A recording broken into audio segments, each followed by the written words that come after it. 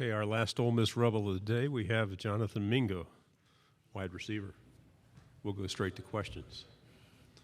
I'll ask the first. We'll respond out there. You had a little bit of an injury situation last year. It was the first time in your career you went through something. How are you now, and how frustrating was it last year? I'm good now. I'm blessed to be back on the field. And what was the second question again? Was it frustrating, and your first time you had to go through an injury?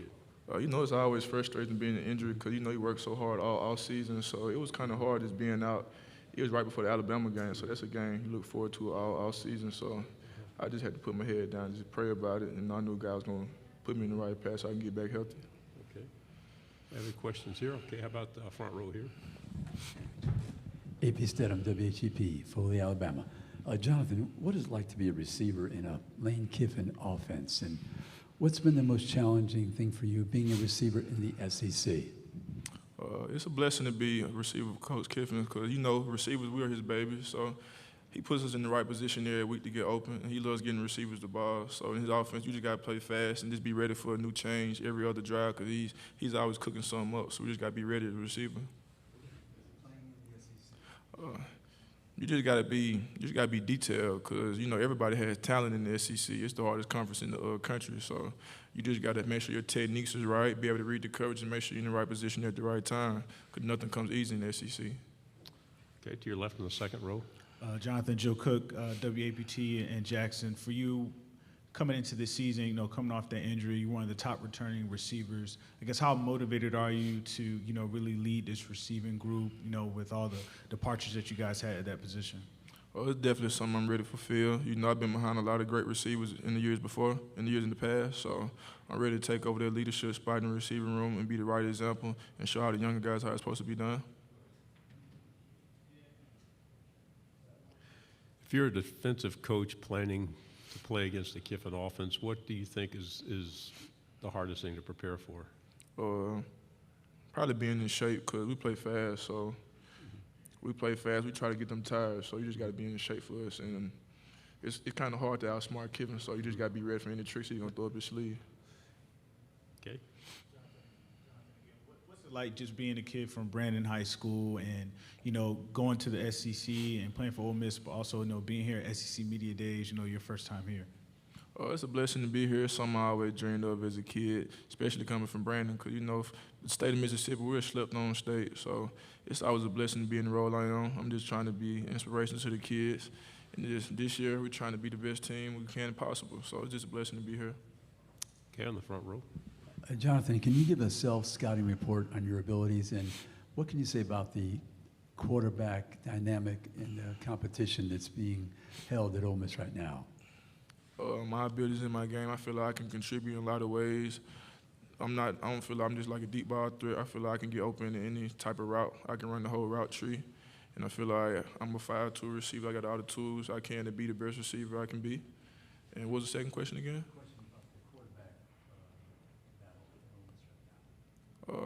It's a good battle. You got Jackson and Luke, both of them young quarterbacks. Both of them been working pretty hard the whole all season. So it's always a blessing to have two quarterbacks instead of one. You got two people you can depend on. So I've been getting my chemistry down with them this all season. And whoever the coaches pick at the end of the fall count, I'll be behind them. But, for me, my job doesn't change. My job is to get open and catch the ball. So it doesn't matter who's throwing the ball. The goal remains the same.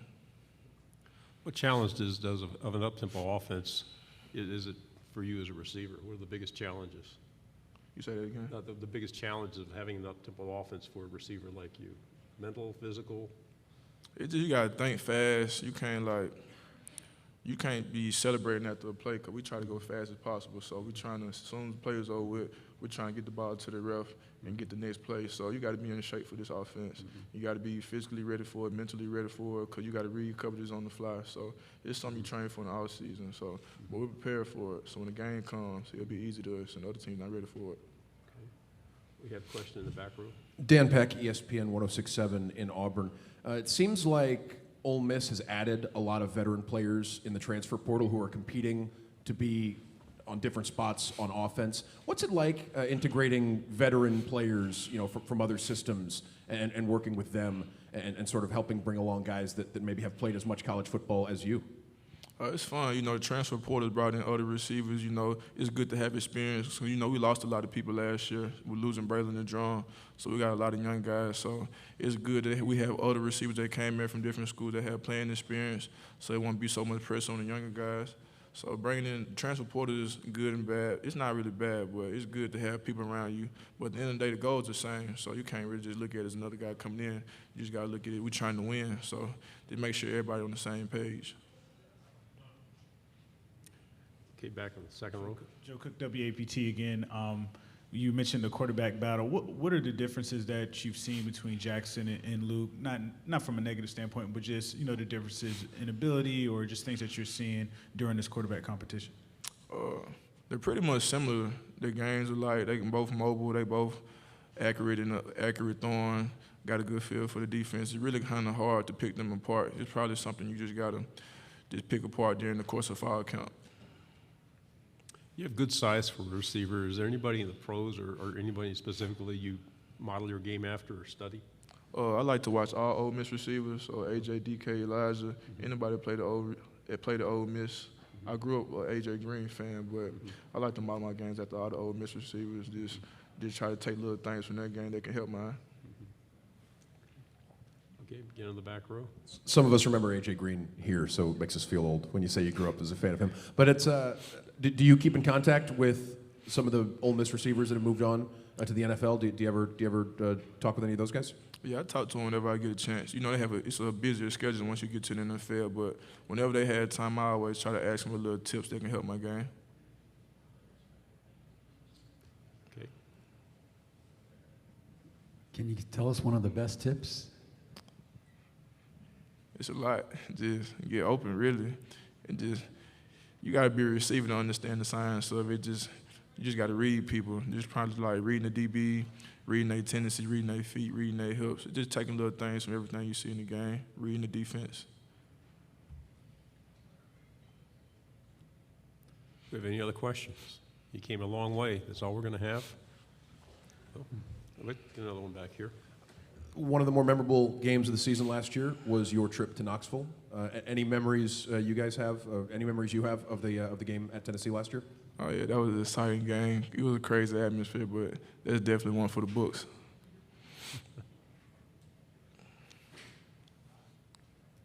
Okay, Jonathan, thank you All very right, much. appreciate y'all.